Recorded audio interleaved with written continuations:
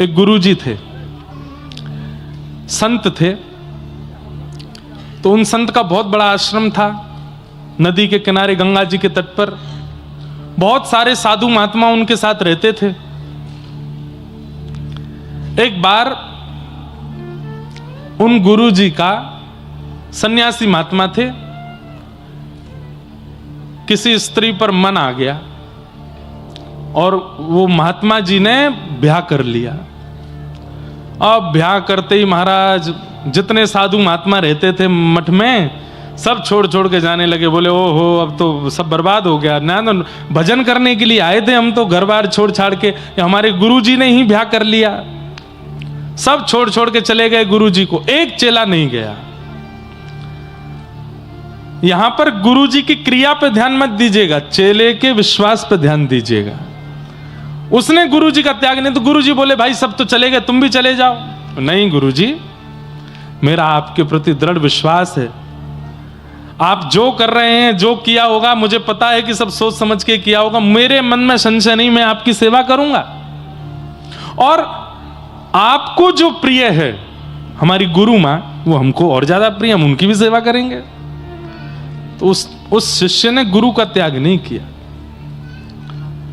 वैकुंठ में बैठे हुए नारायण भगवान इतने प्रसन्न हो गए, लक्ष्मी जी से बोले देखो, गुरु निष्ठा इसको कहते हैं कि गुरु जी ने बेचारों ने कुछ भी किया हो, लेकिन शिष्य की निष्ठा देखो, गुरु के प्रति त्याग नहीं किया। लक्ष्मी जी बोली पर ऐसी ये भी तो गलत बात है ना, गुरु जी गलत कर रहे हैं। बोले तो भाई शिष्य का शिष्यत्व है, वो तो स्वीकार करेगा, लेकिन हम कृपा गुरु जी पे नहीं करेंगे, शिष्य को जरूर हम वैकुंठ लेकर के आएंगे अपने साथ। ठाकुर जी गरुड़ जी पे बैठ के पहुंच गए, अर्धरात्रि का समय, और आंगन में जैसे ही गरुड़ जी आकर के विराजमान हुए, स्वर्ण की तरह चमक रहे हैं गरुड़ जी, और गरुड़ के ऊपर शंख चक्र गदा पद्म धारण करके ठाकुर जी बैठे हैं। नीचे खटिया पर शिष्य सोया था, भगवान ने उठाया, उठो। उठ करके उसने जैसे ही देखा, गरुड़ के ऊपर दिव्य तेजस्वी मणि की तरह चमक रहे नीलांबर श्री नारायण भगवान। हाथ पांव जोड़ के बोले जय जय, आप भगवान? बोले हाँ। आप मुझ पर कृपा करने आए हैं? बोले हम तुमको लेने आए हैं, चलो गरुड़ पर पीछे बैठ जाइए, हमारे साथ वैकुंठ चलो। बोले मेरा पुण्य क्या है, किस पुण्य के आधार पर मिल रहे हैं आप मुझे? बोले तुम्हारे गुरु के प्रति निष्ठा, तुम्हारे गुरु अपने पद से च्युत हो गए, तुम्हारे गुरु ने अनर्गल विचार किए, लेकिन फिर भी तुमने अपनी निष्ठा का त्याग नहीं किया, चलो हम तुमको वैकुंठ लेके चलेंगे, तुम्हारी निष्ठा से हम प्रसन्न हैं। एक बार गुरु जी से आज्ञा ले आऊं? ठाकुर जी बोले हम प्रत्यक्ष तुम्हारे सामने खड़े, साक्षात भगवान तुम्हारे सामने खड़े, अब गुरु जी की आज्ञा लेने जाओगे? बोले कि उन्हीं की सेवा की कृपा से तो आप मिले, तो उनसे एक बार आज्ञा ले लूं कि गुरु जी मैं वैकुंठ जा रहा हूं, नहीं तो सुबह उठ के ढूंढेंगे कहां गया चेलाराम, एक बार बता तो आऊं उनको। ठाकुर जी बोले जाओ बताया हो। अर्धरात्रि का समय, गुरु जी सो रहे थे। गुरुदेव उठे, गुरु जी कहो बेटा क्या बात? आपकी कृपा से, आपके चरणों की कृपा से, आपकी आज्ञा से, आपके आशीर्वाद से मैं वैकुंठ जा रहा हूं। साक्षात शंख चक्र गदा पद्मधारी ठाकुर जी गरुड़ पर विराजमान होकर हमारे आश्रम में पधारे हैं, बाहर आंगन में ठाड़े हैं, मुझे लेने के लिए आए हैं, मैं आपको प्रणाम करके आज्ञा लेके जा रहा हूं। गुरु जी आज्ञा दो, मैं वैकुंठ जाऊं। गुरु जी बोले कहां है भगवान? बोले वो खड़े। गुरु जी ने बाहर झांक के देखा, कोई दिखे नहीं। बोले मुझे नहीं दिख रहे। बोले तुम पहले ठाकुर जी से कहो मुझे दिखें, मुझे दर्शन दें, तब मैं आज्ञा दूंगा। अरे गुरु जी अभी रुको, दौड़ के गया, ठाकुर जी? बोले जी मेरे गुरु जी को दर्शन दो, उनको जब आप दर्शन दोगे तब वो आज्ञा देंगे मुझे जाने की। भगवान बोले तुम्हारे गुरु के ऐसे कर्म नहीं है कि मेरे दर्शन कर पाए वो, तुम तो सीधी आज्ञा लो, चलो हमारे साथ। चेला बोला कि नहीं, गुरु जी को दर्शन नहीं दोगे तो मैं भी नहीं जाऊंगा, आप चले जाओ। ठाकुर जी बोले रुको हम होते हैं प्रकट। तुरंत प्रकट होकर ठाकुर जी ने दर्शन दिए। गुरु जी के हाथ पैर कांपे, आंखों से आंसू। जय हो ठाकुर जी, आपका मधुर दर्शन हो गया, बड़ी कृपा। चेला बोला गुरु जी अब आज्ञा, मैं जाऊं? बेटा अकेले जाओगे? हमको नहीं लेके चलोगे साथ? तुम बेटा वैकुंठ में मेरी सेवा के बिना कैसे रहोगे? और तुम चले जाओगे तो यहां मेरी सेवा कौन करेगा? तुमने विचार नहीं किया एक बार भी? चेला तो रोने लगा, अरे मेरे गुरुदेव आपको मैं नहीं रुकिए ठाकुर जी। बोले जी गुरुजी भी चलेंगे वैकुंठ। ठाकुर जी बोले सुनो, वैकुंठ जाने के नियम होते हैं और तुम्हारे गुरुजी ने सारे नियम उल्लंघन किए हैं। चुपचाप बैठो, चलो हमारे साथ। हमने एक बात मान ली, अभी बार बार तुम्हारी बात नहीं मानेंगे। सुनिए ठाकुर जी, मैंने तो नहीं बुलाया था आपको, खुद आए हो आप। मेरे गुरुजी जाएंगे तो मैं जाऊंगा, नहीं तो मैं भी नहीं जा रहा। या तो मेरे गुरुजी को लेके चलो, नहीं तो खा लिया। गरुण जी बोले जय जय। ठाकुर जी एक बार बोले चलो गरुण, इसके तो बड़े नखरे हैं। गरुण जी बोले लक्ष्मी जी को क्या उत्तर दोगे? उनसे तो आप बड़ा कह के आए थे, इसकी निष्ठा पे मैं प्रसन्न हूं, इसकी निष्ठा पे मैं राजी हो गया हूं। ले चलो, कौन से वैकुंठ में जगह बहुत है। आज तक सुना गया गुरु कृपा से चेला तरे हैं, आज सुन लेंगे कि चेला की कृपा से गुरु भी तर गए। नहीं, सुनिए मैं थोड़ा संशोधन करूं। गुरु की कृपा से चेला तरे हैं, पर चेला की निष्ठा से गुरु तर रहे हैं, यह पहली बार होगा। चेला की कृपा नहीं होती, चेला की निष्ठा होती, शिष्य की निष्ठा होती है। ठाकुर जी बोले जल्दी करो, हम पे समय नहीं है, बैठो। अपने गुरु जी को भी बैठाओ, चलते हैं इनको लेके। गुरु जी चलिए। ठाकुर जी राजी हो गए। जैसे ही गुरु जी तैयार हुए, बोले सुनो चेलाराम, गुरु मां को बताया हूं कि मैं वैकुंठ जा रहा हूं। जैसे ही दौड़ करके गए, बोले सुनो अब तुम आश्रम का ध्यान रखना, खूब प्रेम से यहां रहना, सब संपत्ति तुम्हारी है, हम तो चले। बोले कहां? ठाकुर जी आए लेने, वैकुंठ जा रहे हैं, मुझे भी ले चलिए साथ में, मैं यहां के लिए क्या करूंगी। गुरु जी चेलाराम से बोले ए चेला। बोले हाँ। गुरु मां भी जाएंगे साथ में। अरे अरे फिर तो आनंद ही आ गए दोनों, गुरु मां गुरु जी, उनकी वैकुंठ में भी सेवा करूंगा, अभी कहता हूं। ठाकुर जी बोले हाँ, थोड़ा सा आगे खिसको, जगह बनाओ पीछे। बोले क्यों, अब क्या है? बोले गुरु जी भी जाएंगे, मैं भी जाऊंगा, गुरु मां भी जाए। ठाकुर जी बोले बिल्कुल नहीं, उसको तो हम बिल्कुल नहीं लेके जाएंगे, जिसने बेचारे सन्यासी का जीवन बर्बाद कर दिया, पूरा मठ मंदिर बिगाड़ दिया, उसको लेके जाएंगे हम? बोले देखिए, वो नहीं जाएंगी तो गुरुजी नहीं जाएंगे, गुरुजी नहीं जाएंगे तो मैं नहीं जाऊंगा, खाली हाथ जाओ। अंत तो गत्वा, चेला भी गए, गुरुजी भी गए और वो माता जी भी गई, तीनों को लेके ठाकुर जी वैकुंठ पहुंचे। लक्ष्मी जी ने जैसे ही देखा, बोले लेने तो आप एक को गए थे। बोले कि उसकी निष्ठा ऐसी है अपने गुरु के प्रति। क्या समझ, इस कथा से क्या समझ में आया? इसका मतलब ये नहीं है कि कोई कुछ भी करे और आप उसके प्रति फिर भी वैसी भावना नहीं है। भावना आपकी निष्ठा की है। ठाकुर जी आपकी निष्ठा से रीझते हैं, और जिसके प्रति आपकी निष्ठा है, यदि वो कुछ गलत कर रहा है तो उसको न्याय देना, दंड देना, ये ठाकुर जी का काम है।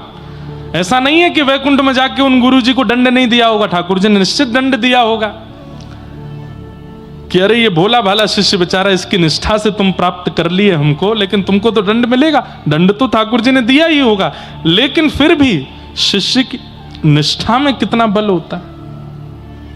अरे हम एक बात कह दें तो कई बार तो शिष्य की निष्ठा गुरु का निर्माण श्रेष्ठ रूप में कर देती है,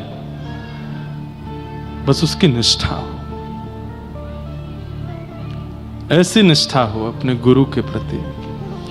ठाकुर जी दयावंत हो जाते हैं, ठाकुर जी को करुणा आ जाती है जब वो देखते हैं कि कोई कितनी निष्ठा करके बैठा है अपने गुरु के प्रति। उस निष्ठा से ठाकुर जी प्रसन्न हो जाते हैं। तो जीवन में एक पथ प्रदर्शक होना चाहिए। आपकी दुनिया सुनती है, पर आपके ऊपर भी कोई एक ऐसा होना चाहिए जिसकी आप सुनते हो। अगर ऐसा नहीं है तो आपका पद नष्ट होने से, आपको नीचे गिरने से कोई नहीं रोक सकता। अपने ऊपर एक रखिए जिसकी आप सुनते हो, जिसकी आप मानते हो, जिसकी आज्ञा गुरुणाम अविचारणीयाम।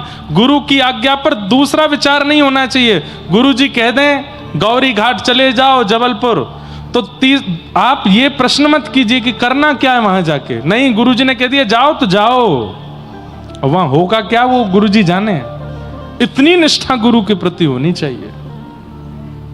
और ऐसी निष्ठा जब शिष्य के चित्त में आती है तो ठाकुर जी रीझ जाते हैं, ठाकुर जी प्रसन्न हो जाते हैं, ठाकुर जी उससे आनंदित हो जाते हैं। ठाकुर जी कहते हैं गुरु जी को पीछे छोड़, पहले तू प्राप्त कर मुझे, क्योंकि तेरी निष्ठा बहुत है। आजकल के लोग उसको अंधविश्वास कह देते हैं, आजकल के लोग उसको कुछ भी कह देते हैं, अरे ये तो पागल हैं, ये ऐसे वैसे। बोलने दीजिए, संसार का काम तो बोलना है। आप अपने गुरु के प्रति निष्ठा रखो। हमारे वृंदावन के पूज्य प्रेमानंद जी महाराज, आए दिन लोग उनके बारे में कुछ ना कुछ बोलते हैं। आए दिन लोग किसी ना किसी संत के बारे में, महापुरुष के बारे में, शंकराचार्य जी के बारे में, आद्य शंकराचार्य जी के बारे में, परंपराओं के बारे में खंडन करते ही रहते हैं। ये कलयुग ज्यों-ज्यों आगे बढ़ेगा खंडन और ज्यादा होगा। लेकिन आप अपनी निष्ठा को डगमगाने मत दीजिए, आप अपनी निष्ठा रखो। और हम सत्य बता रहे हैं, आज इतनी भीड़ दिख रही है कथा में, हमको इस बात से प्रसन्न नहीं होना चाहिए, अभिमान नहीं करना चाहिए कि इतने लोग कथा में आ रहे हैं। ये बहुत लंबे समय तक नहीं रहेगा। एक समय ऐसा आएगा कुछ वर्षों बाद, कथाएं नहीं होंगी, प्रवचन नहीं होंगे, सत्संग नहीं होगा, क्योंकि इन सब के पीछे दुनिया पड़ी है, इन सबको बंद करने के लिए, रोकने के लिए, खत्म करने के लिए।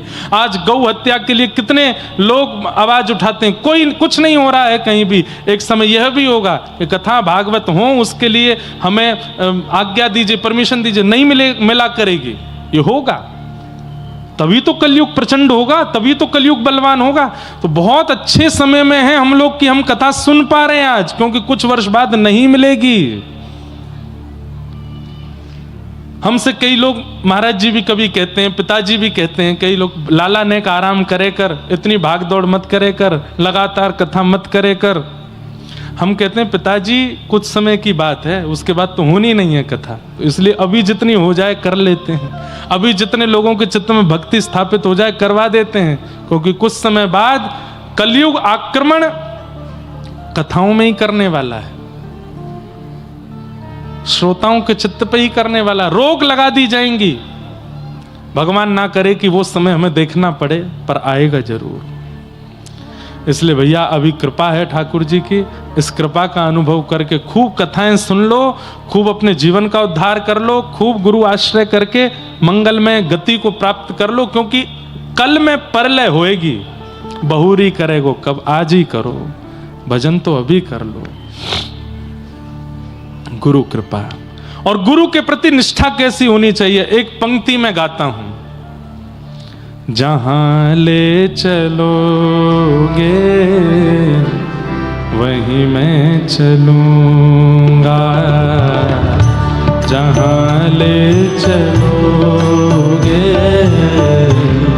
वहीं मैं चलूंगा। ओ जहां नाथ रख दोगे, जहां नाथ रख दोगे, जहां नाथ रख दोगे, जहां नाथ रख दोगे, ओ वहीं मैं रहूंगा, जहां ले चलोगे वहीं मैं चलूंगा, जहां ले चलोगे। एक पंक्ति और गाते हैं। तेरी शरण में आके मैं धन्य हो गया,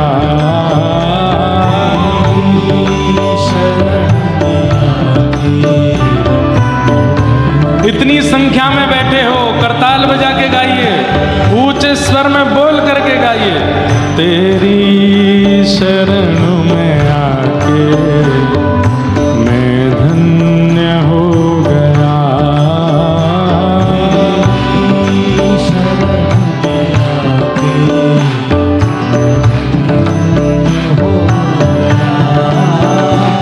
जन्मों की प्यास थी जो, जन्मों की प्यास थी जो, थी जो,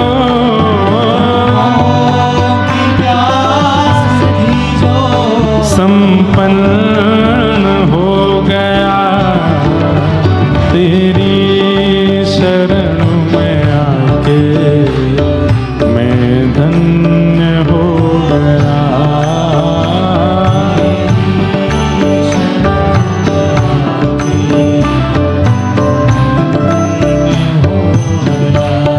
और कितने मिले अमीर यहाँ, कितने गरीब हो।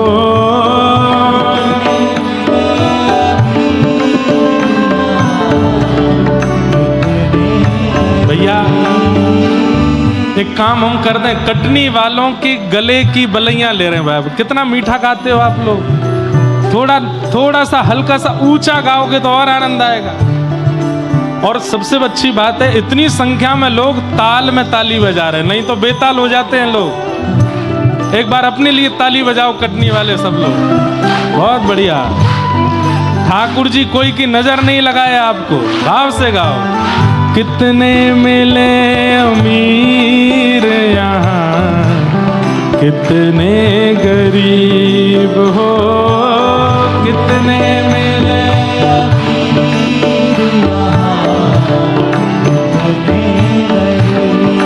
हो, कितने मिले अमीर यहाँ, कितने गरीब हो।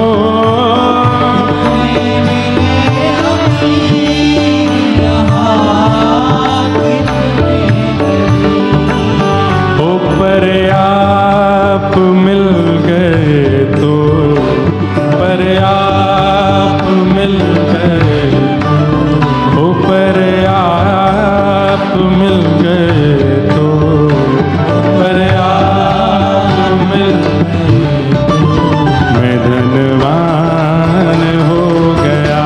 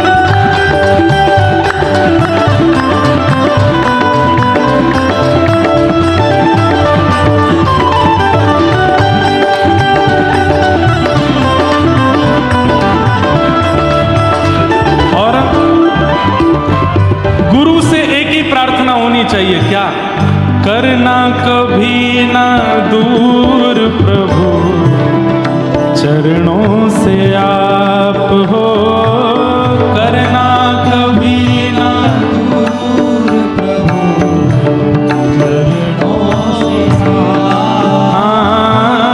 करना कभी ना दूर प्रभु, चरणों से आप हो।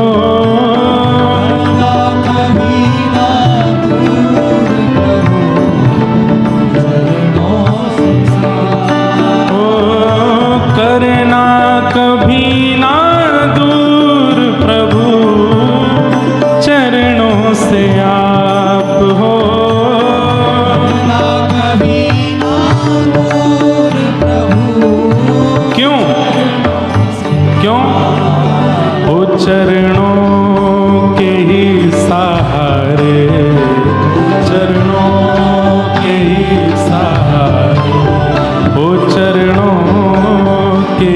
सहारे।